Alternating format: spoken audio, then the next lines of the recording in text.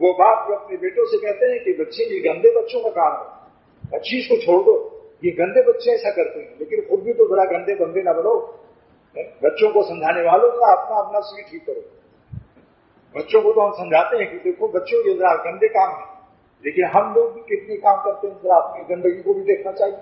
ہم سب کو اپنی گندگی کا بھی لحاظ کرنا چاہیے کہ ہمارے منہ سے غیبت تو نکل نہیں رہی ہے. اس مبارک مہینے میں کسی مسلمان کی آبرو کو نقصان پہنچانا، بیٹھے ہوئے ارے کیا فلانا ایسا ہے فلانا ایسا.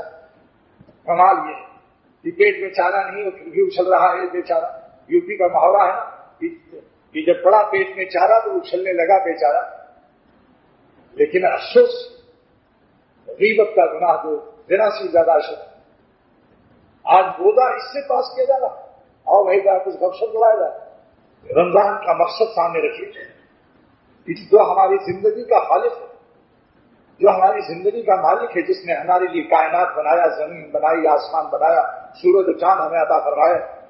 انہوں نے اس کریم مالک نے ہمیں یہ مقصد بتایا کہ اے ایمان والو روزہ کیوں فرض کیا جا رہا ہے؟ بس خالی کہ تم دن بھر بھوکے رہو اور پانی میں پیاسے رہو بس. مقصد کیا ہے اس کا؟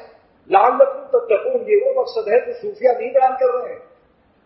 نہیں مانتے ہیں تصوف کا کوئی مسئلہ، تصوف کا مسئلہ بھی سراخوں پر ہے، لیکن یہ مقصد تو اللہ تعالیٰ بیان فرما رہے ہیں جو ہماری زندگی کے مالک اور خالق اور پالنے والے ہیں ہم کو، کہ تاکہ تم متقی بن جاؤ.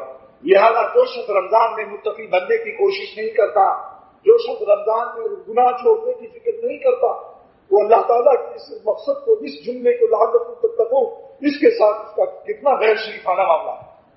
آپ سوچیے کہ اللہ تعالیٰ کو یہ بیان فرما رہے ہیں، لیکن رمضان میں بھی ہم لعلکم تتقون کا انعام نہ حاصل کریں اور اس مہینے میں بھی گناہ نہ چھوڑ. سمجھ لو یہ کیا ہے؟ یہ اللہ تعالیٰ کی مقصد فرضیت رمضان کے ساتھ مخالفت. بات واضح ہے یا نہیں؟